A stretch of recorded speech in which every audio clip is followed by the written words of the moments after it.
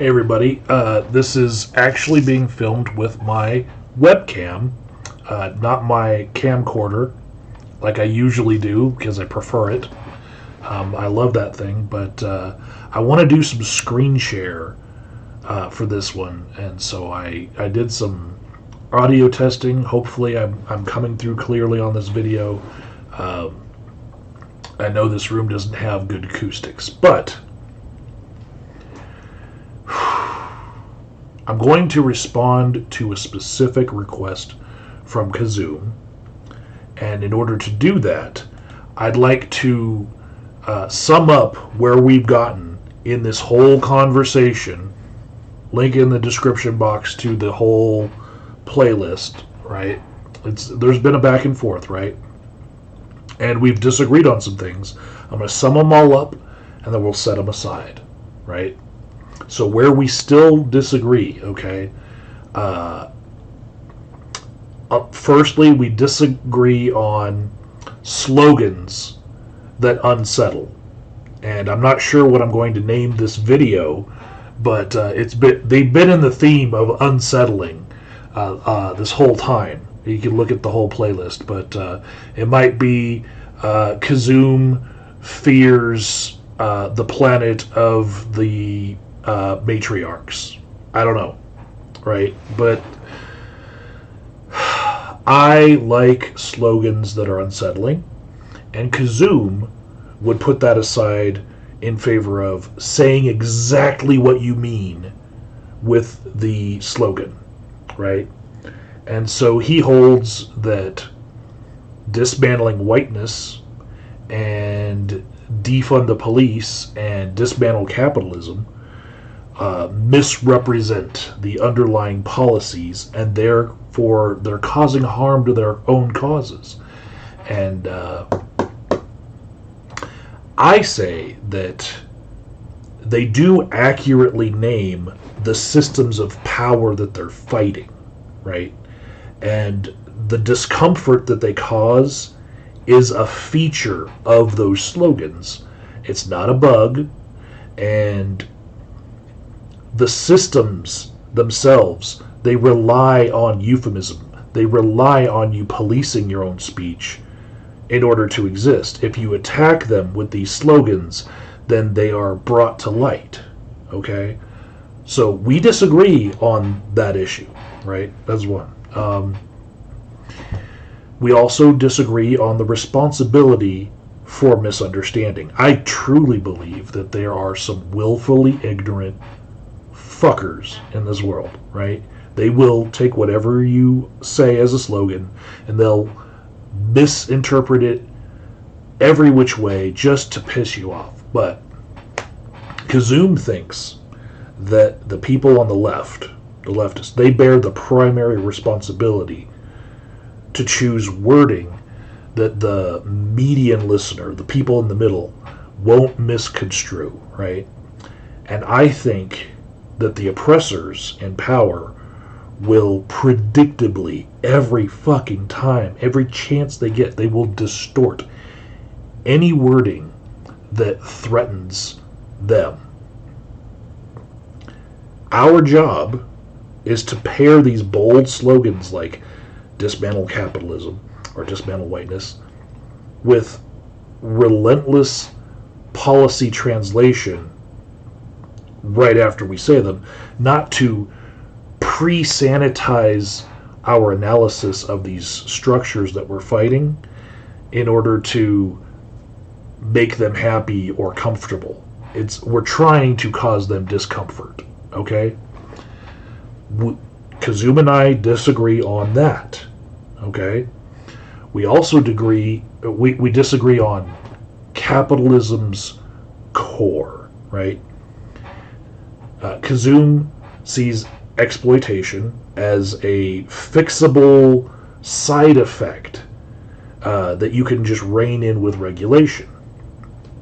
And I see the exploitation in capitalism as intrinsic to wage labor and wage labor profit. This is not a moral label that we're putting on these things. This is a structural one, right? So when I say dismantle, I mean replace the domination logic that caused it in the first place. The feature of capitalism that at least you get a chance that you could one day be a millionaire. When you see the vast throngs of people who will never be there because they're being dominated by the one person who got to. That one person who got lucky, won the lottery there, and thinks that it's their own hard work. But it's a lot of them are dumbasses, right? A lot of them inherited their wealth anyway. And then they try to create false narratives that they actually worked hard for it. Trump, Musk, they got really great head starts at that fucking race, right?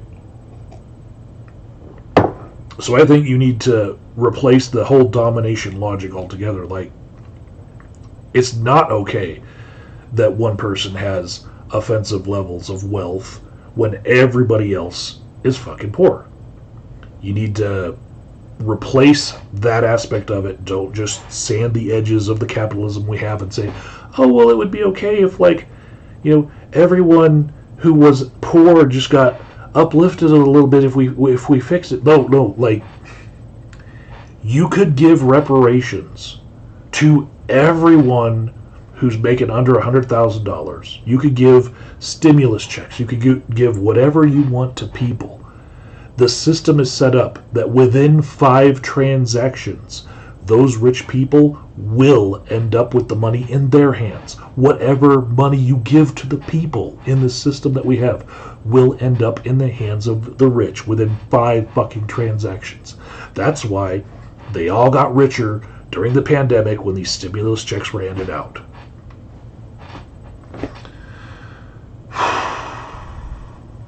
The rich get rich. The poor get poorer. So we disagree on that, about capitalism's core. He thinks we can still have capitalism and just fix a few things. We disagree. We also disagree on whiteness, right?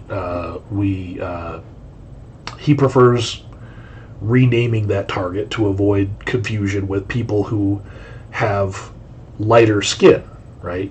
But I think the term matters precisely because it marks this constructed hierarchy wherein if you're considered white at the time,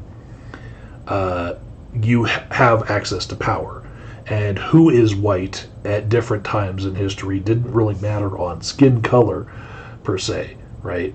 And if we euphemize this and change the wording when specifically, if you're white, you have power, we're going to erase the mechanism in order to defeat it because we're just beating around the bush, right? And Kizzume and I disagree on this.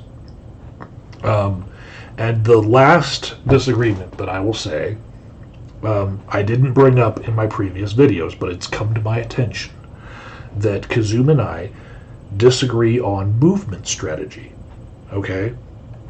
And that has to do with me answering his question directly about what slogan he wants me to look at as a hypothetical situation, which is the whole point of the rest of this video, right?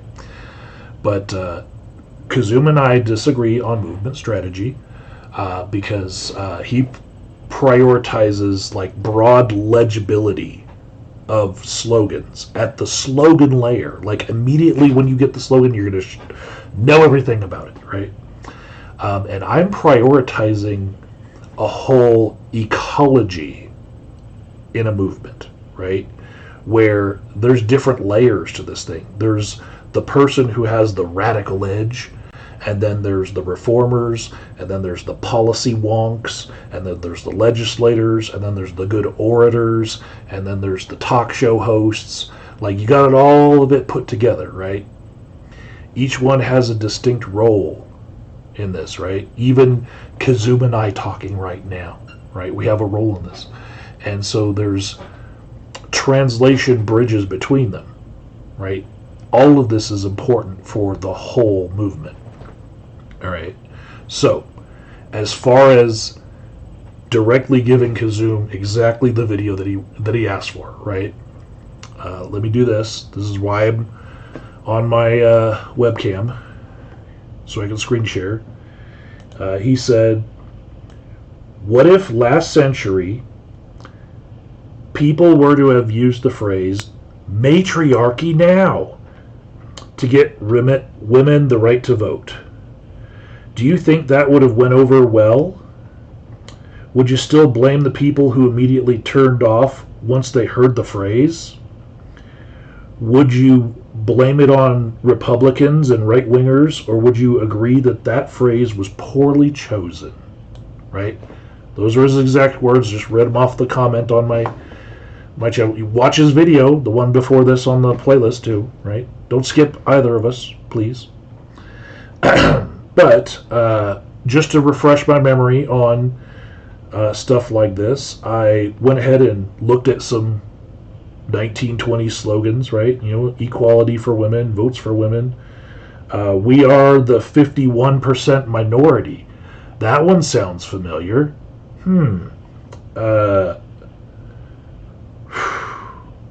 A woman living here has registered to vote. Women of the world unite. These are pretty passive, I would say, right? In the 1920s, when the suffrage movement happened, right?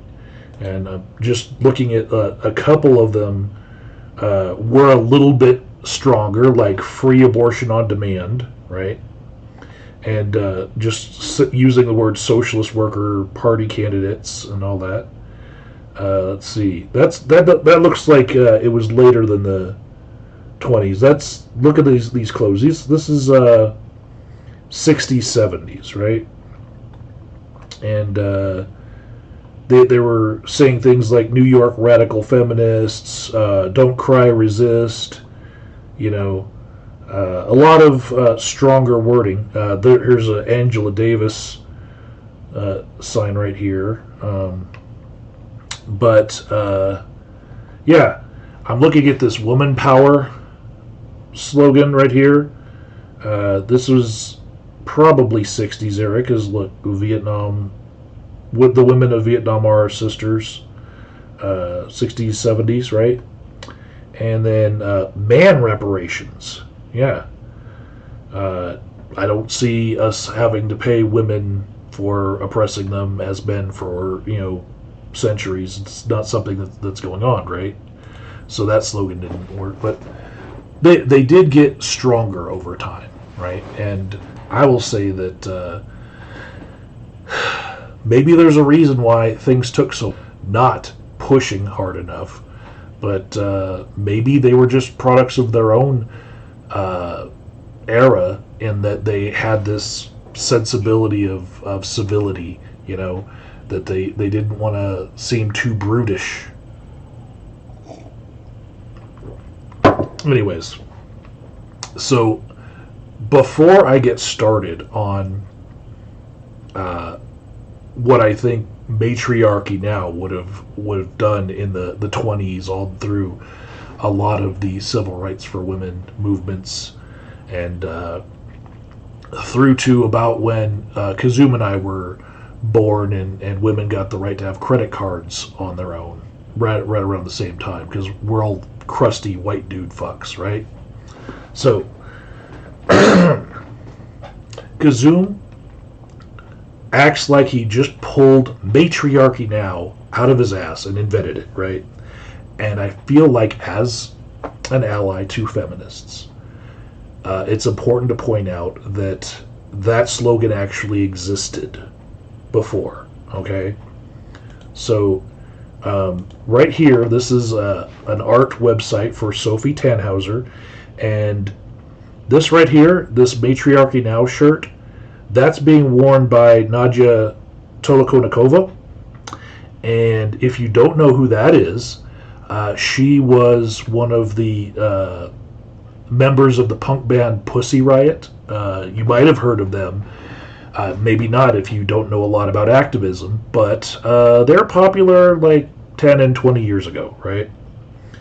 Um, right around the time of I Can't Breathe, you would see things like Matriarchy Now on people's shirts, right?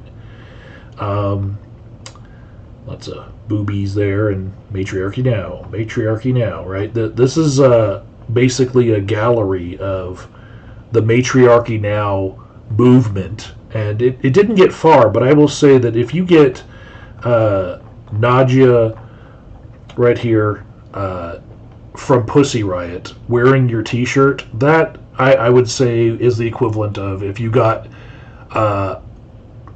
Greta Thunberg to wear your T-shirt on the Samud flotilla while she's trying to take food to Gaza, right? Like this is product placement for this slogan, right? This is a well-known activist wearing it. Did it make it that far? Not really. I'll say that you can find Matriarchy Now on Etsy, manifesting the matriarchy. The future is matriarchal. Destroy the patriarchy, not the planet. Manifest the matriarchy. Yeah, this is not an original thought of Kizzume, is what I'm saying, right? So, just giving credit where it's due, this idea of Matriarchy Now, 20 years old, right? Now, Kizzume wants me to put this in the 1920s rather than the 2000 aughts, right? And what I will say is that on my channel, you can see actually a more provocative term on the T-shirts and on the signs of people who were at the We Are Women's marches in the last 15 years. And that slogan actually got a lot more people talking, both on the left and on the right. It helped rally the feminists in their protest marches. And that one is actually Smash the Patriarchy. Maybe you heard of this, right? But Smash the Patriarchy, it was all over the place. Traveled the world, this one, right? But in Kizzume's scenario, he wants the type of provocativism that we're talking about for today to go 100 years back in time, right? So that I feel like I've used the screen share to set up this scenario well enough so I can answer his question, okay? Setting all the disagreements aside for now, I'm going to say why Matriarchy Now could have been effective 100 years ago, right? First of all, slogans are slogans. They're supposed to be short. They're not policy briefs. So they're like an analysis of power in 1 to 7 words. Usually 4. 4 is about key. When you can get it in 2, like Matriarchy Now, that's really great. But anything longer than 7 words, it's just like a phone number that would have an 8th number. You're not going to be able to remember it, right? But we have studies on this, right? 7 units of information is the most that you can see. And if you look at billboards across America, like they try to keep it to 7 words or less. Marketers know this, And marketing is the evil opposite of addiction counselors like me, so that's why I know it. Anyways, Matriarchy Now, it inverts the unspoken norm of patriarchy, right? Back in 1920s, there wasn't widespread knowledge of the term patriarchy. In fact, women didn't go to college. They weren't allowed in. So it was the very small minority of women who would have even understood patriarchy. My own grandmother, she graduated from finishing school around that time because women didn't go to high school. She went to a finishing school. It's completely different. And that was in pretty well developed Pennsylvania. So, yeah, to think that we could even move the mindset of 100 years of the future back 100 years when education levels weren't the same, you know. No, it's a very strong setup on Kizzume's part to get me to try to fit Matriarchy Now into that era, you know, and then claim a win. But I'm going to do my best here, right? So, if all of the women, just by word of mouth and not being allowed into colleges, if they were to pass around, the term patriarchy and make it common knowledge, the term Matriarchy Now as a slogan would be positioning it to mirror the image of the actual patriarchy in place. And it would force people in the public to ask, why would anyone call for matriarchy? And that would open the door to explain patriarchy's unearned rule over law, property, wages, and women's bodies.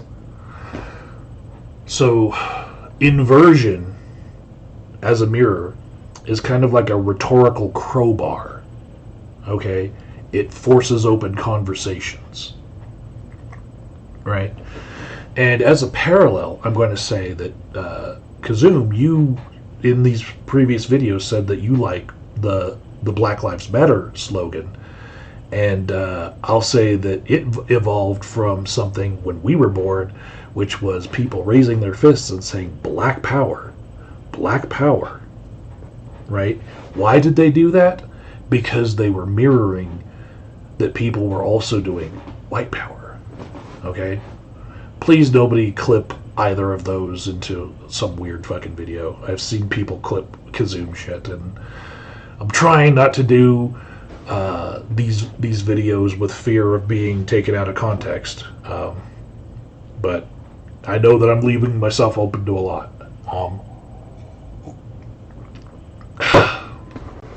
The next reason why Matriarchy Now would have been really great back then would be that it would shift their Overton window. Back then, the Overton window also wasn't a concept, didn't exist, so they might not have understood it in those Matriarchy Now is a maximalist frame. Like take everything and put it under female rule, right? Like, we're going to take the whole board, right? This maximalist frame, it moves what feels moderate, right? So when you look at the slogans that they were using, like, they were only within this small Overton window where, like, hey, maybe you should have to ask before you have sex with me while we're married. You know, like, you should have to say pretty please, maybe. Not just force me. But we're, like, the law says is okay. Because it's 1920, right? If they're chanting Matriarchy Now, Matriarchy Now, then votes for women looks tame in comparison. Then they can get, like, equal pay statutes on some slogans, some child care infrastructure as a slogan, like reproductive autonomy. You did not see, like, my body, my choice in the 1920s. You saw that in the 60s and 70s. My body, my choice on slogans, right? If they had Matriarchy Now in the 1920s, my body, my choice could have existed in that ecology of protest slogans and looked like a way more sensible position to have. So Matriarchy Now then becomes like this anchoring move. And in movement theory, it's the radical flank effect. Okay? The bolder wing increases the leverage that the reformers, the ones that are less bold, have, without requiring everyone to agree with the boldest demand, right? It could have existed back then and been useful in that way. And it would have fueled a movement ecology, right? Instead of them just eking out little by little progressive movements, right? Like, it took 100 years for them to get to where they are now. We still have We Are Women's marches, okay? And we still have a whole entire Congress that mostly looks like crusty old white men like you and me, Kizzume. God damn it. And it was 100 years ago they said that they're the 51% minority. I saw that sign. I showed it to you right there, right?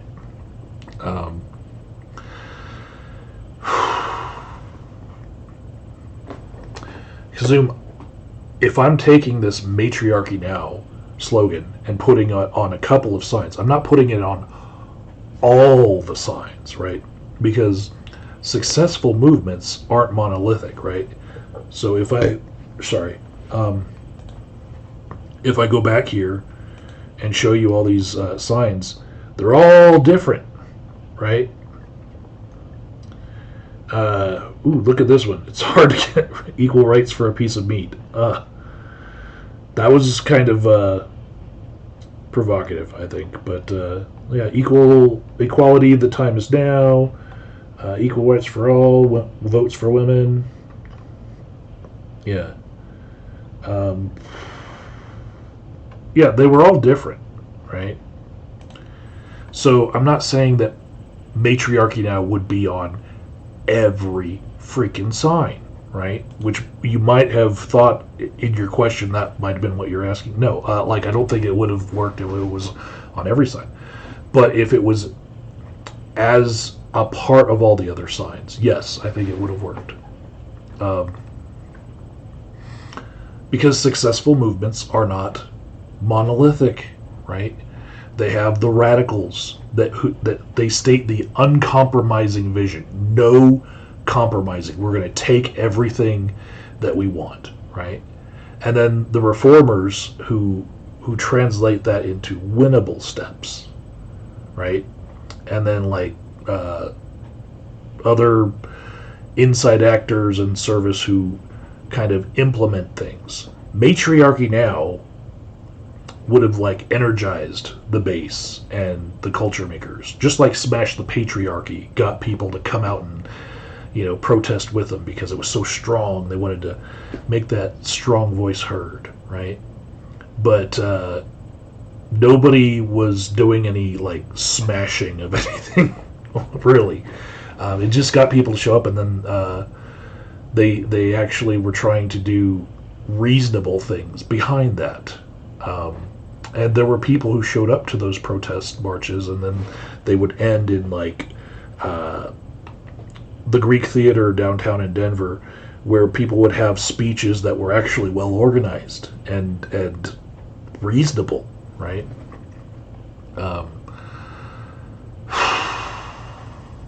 I think if Matriarchy Now had gotten them all out to walk together and show muscle, then they could have had planks back in like the 1920s, like voting rights and property rights and marital rape statutes, maybe. That would have been good.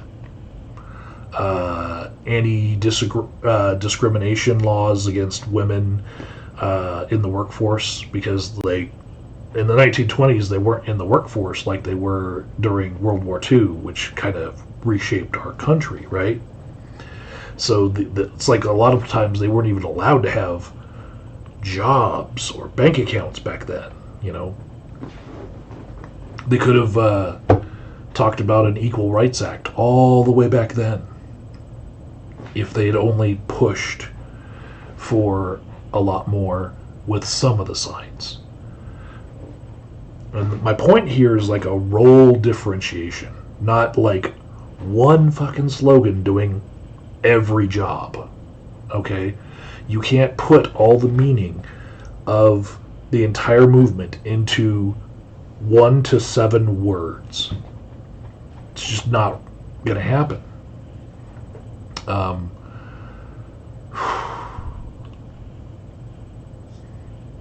Also, I'm going to say that the media, they cover conflict and novelty. If it bleeds, it leads, right? And votes for women, on a lot of these signs, votes for women, that was correct. Kizzume would probably agree. Like, votes for women was exactly what they meant, right? Matriarchy Now would have been unfucking forgettable if it was 100 years ago, right?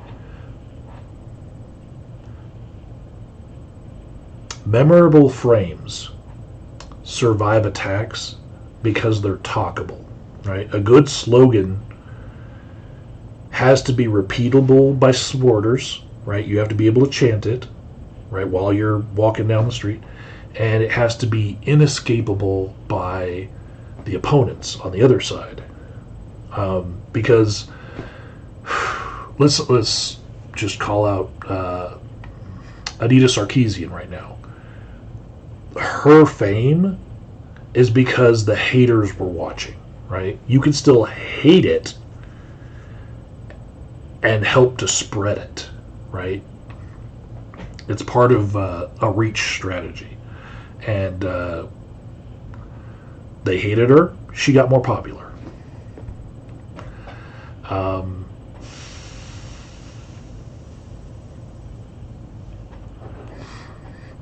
I'm also going to say that Matriarchy Now, as it mirrors the patriarchy, 120 years ago, 100 years ago, for the people who were most harmed by like all of the patriarchal climate of back then, I imagine that demanding half measures could have felt like begging men for like little scraps, right? And so the moral clarity and morale that Matriarchy Now could have given them could have been some, you know. This is a maximalist banner of Matriarchy Now. And I think it would have given them like a feeling of dignity and solidarity amongst themselves. You know, like we can, you know, push and put this out there and speak truth to power and just, you know, show that we're not afraid. It'd be like saying, Matriarchy Now, we're not asking patriarchs to share with us or meet us in the middle. We're going to just assert our right to rule our own lives. Get your hands out of my crotch. Quit sniffing around our butts like fucking dogs. My body, my choice. I get to say what goes on here. And that clarity would have grown capacity 100 years ago, okay? People join what feels powerful, okay? If it looks weak, you're not going to see people join in droves. You know, there's probably, in the 1920s, there were probably women who were in their living rooms looking out the picture window at those women marching down the street together and then telling her husbands, oh yeah, I'd never do that. Because those women didn't look strong enough to take on the men.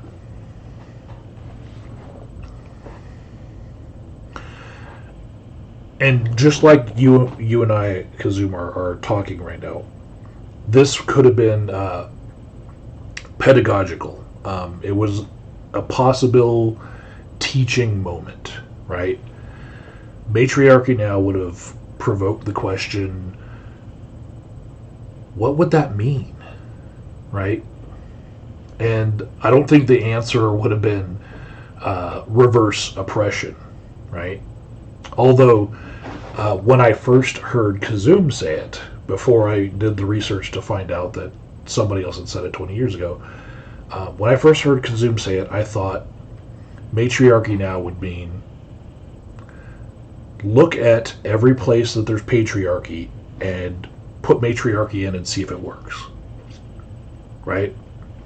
That's my initial knee-jerk reaction to it. But then I started thinking, and as you can see by the length of this video already, we're at 36 minutes. There's more to it.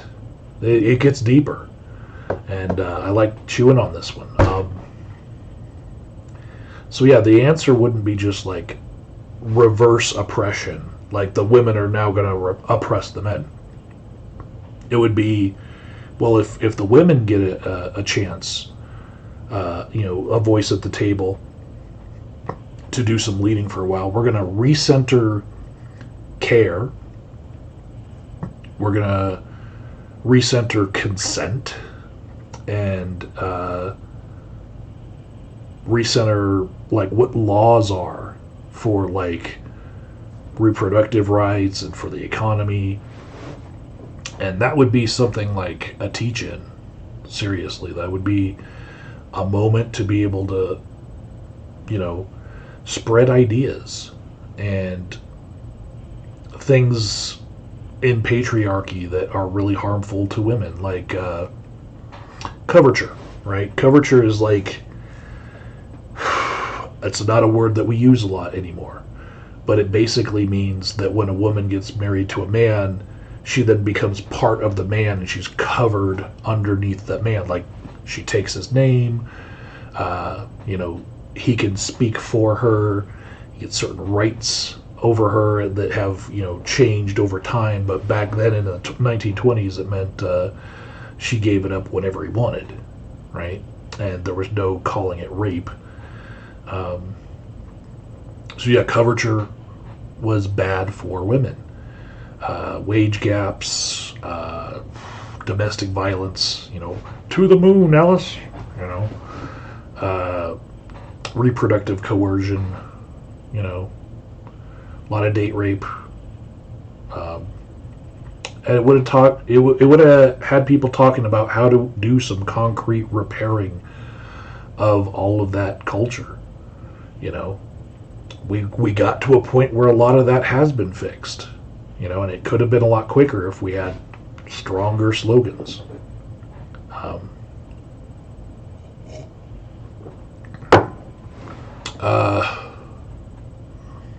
Yeah, I think the 12-year-old response to it, like when I maybe was 12 years old and heard Black Power, I might have thought, are you thinking that the black people need to dominate the white people? And yeah, I can see like a 12-year-old hearing Matriarchy Now and saying, does that mean that you're going to dominate men? And I think that a movement of all, this entire ecology that would have been created around Matriarchy Now pushing could have inoculated people to an end of patriarchal domination, getting closer to equality, but it was never going to end in a mirror domination, right? Never. Like, it is so hard once people get the power to wrest the power from them. And I'm not talking about capitalism specifically there, but it holds true there too. Wealth gets passed down for generations, and power gets passed down for generations, and culture gets passed down for generations. So it wasn't ever going to be like, flip a switch. Now women get a chance to go beat up on men, and police can't do anything about it because the women own their men. That wasn't going to happen. But let's say you had Matriarchy Now on one side of the paper, right, on a flyer. And then on the other side, you have what we call a one-pager, right? Like your resume should probably be one page, right? If you can. If you, two max, right? But the one-pagers are like 3x5 card size, right? And you would put what Matriarchy Now means on the other side of it, right? As part of this ecology. The Matriarchy Now gets them to take the flyer and go, oh, wow, that's strong. And then they flip it over and they're like, oh, look, they've got some representation goals, right? They want parity in legislature so that the whole of Congress doesn't look like old crusty white dudes like me and Kizzume, right? They want to be on school boards. They want to be judges. They want, representation goals. Economic guarantees like paid family leave, child care as infrastructure, pay equity, and have that be with audits that cause penalties if they find out that women are being paid less than the men for the same job or better being done. Bodily autonomy, like for the entire reproductive system, like comprehensive justice for that. Safety, like paid classes for domestic violence and paid self-defense classes and stuff like that. Education, and like taking it the lowest grade possible, teaching consent to men, right? And gender equity funding for schools so that women can get into them better, because back then in the 1920s, like I said, like they couldn't even finish high school the same as men. And Title IX didn't exist back then, but like Title IX with teeth would be a good thing to put on it, like now, where like they actually follow up on Title IX. And the reports, just like rape kits that go unprocessed by the tens of thousands. If you look up on the Title IX website and just look at all the things that are still being investigated, people could finish 2 degrees in the time that they take to investigate one complaint about a school. So yeah, the slogan on one side of the paper would jolt them, right? And everything that I just said right there would fit in small print on the other side of the piece of paper, right? That's a one-pager, right? You hand it out, you get your slogan out. Maybe if they were to frame it at home, it'd have the Matriarchy Now and the nice stylistic print ad. But then through history, people would take that out of the glass, out of the frame, and look at, oh, look, this is what they meant by that. But it would serve its purpose of getting itself into people's hands, right? I think in this way, it kind of respects the inside-outside strategy, right?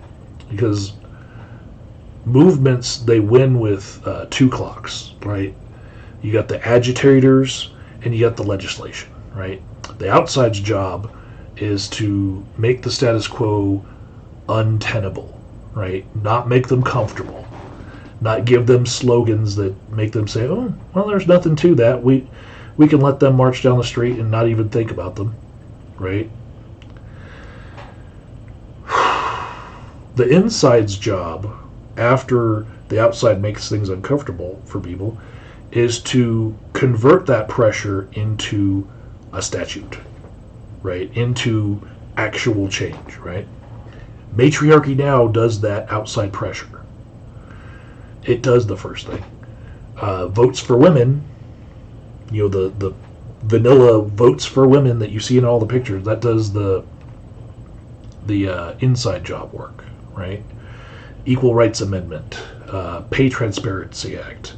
Put that on, the inside job slogans, and then put the the strong statement into the outside job, which in this case is Matriarchy Now. And I know even right now, this far into the video, 45 minutes, Kizzume is thinking, oh my god, it's 45 minutes. Even on ×2 speed. But he's also thinking, this could still backfire. What if it backfired and made them all look loony? What if it's not practical enough? Well, movements can actually do A/B tests, right? Back then, A/B testing also was not a thing. The whole science of it, right? But on YouTube, in your world, you could test with like thumbnails and titles every day. You could change the title of your video to be something more provocative or less provocative. Did I come up with something more provocative than Kizzume fears a planet of matriarchs? Is it more provocative? I don't know. We'll see. Maybe I'll change it. But Canvas scripts that are on the one pagers, digital ads, message trials like in emails, where you try to see if people click more on the email if you say one thing or the other.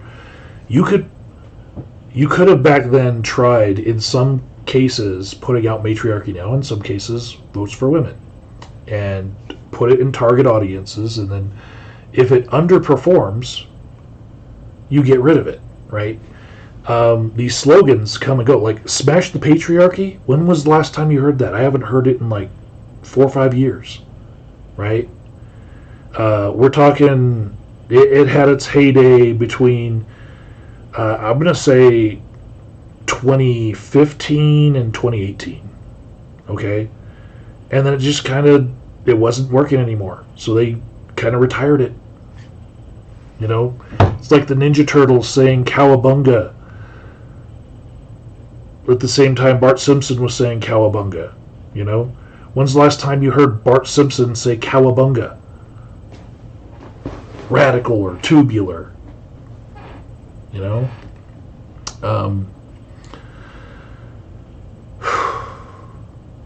So yeah, there's less risk than Kizzume is putting on this term. Like, it's not that fucking serious, right?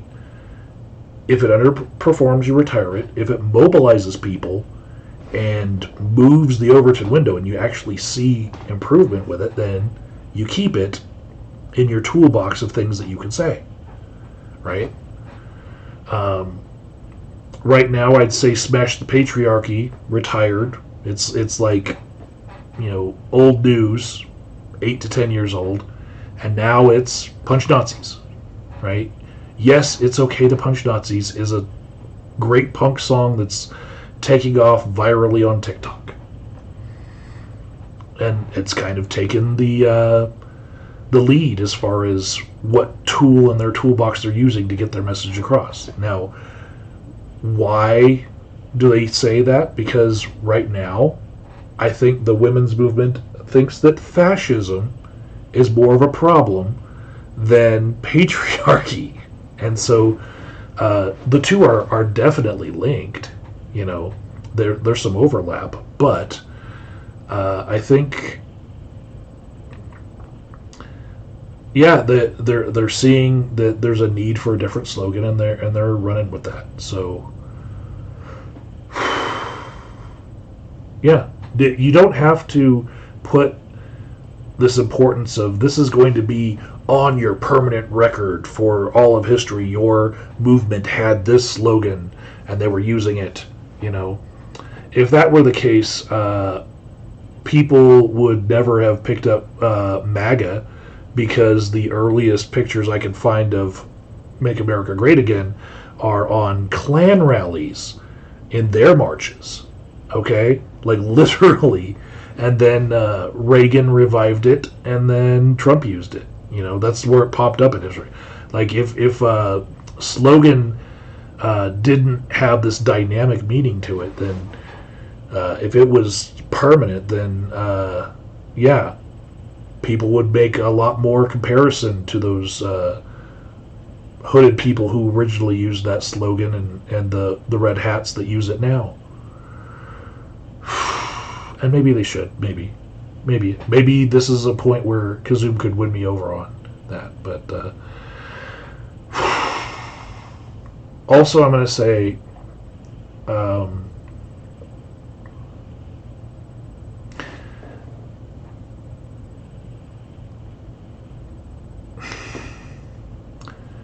it anticipates counterattacks, right? So, like, if you lead with your strongest terms, every emancipatory slogan is caricatured, right? Votes for women was smeared as man hatred in the 1920s, right? Oh, you must hate men because now you want women to vote. Like, that's exactly what they were saying back then. Black Lives Matter got smeared as anti-white. You know, like, what about all the lives? You know, We Are the 99% got smeared as anti-success. Like, oh, you're hating on the 1% that actually worked hard to get to the point where they could make, thousands of times per hour than those other 99%. You just hate success. So the defense to those caricatures is not to self-censor yourself. It's to out-organize the caricature with discipline, okay? You keep repeating the moral core and the policy bridge, right? You don't apologize for naming the power that the other side has.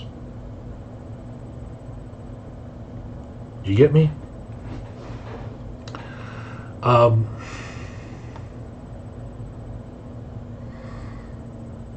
seeing Matriarchy Now as a chant, right? It's got a couple of syllables in it, Matriarchy Now, Matriarchy Now, Matriarchy Now, right? And then when the march ends and they're all at a park and there's somebody with a microphone, hopefully they're a politician or an organizer, they're probably going to have a stump speech, right? And that stump speech is going to explain that by Matriarchy Now we mean end the rule by patriarchy and build a society where we're centered on care and consent, right? And then from like those fancy speeches, which also do not have the whole movement even in a stump speech, right? You got the policy wonks and the legislators, they're like working on these giant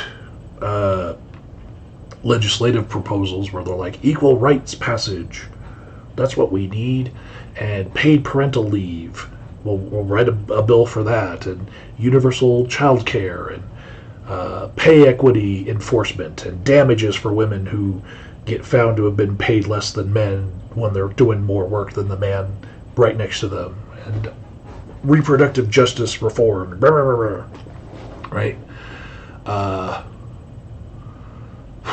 Caregiver credits, that would have been a nice one, right?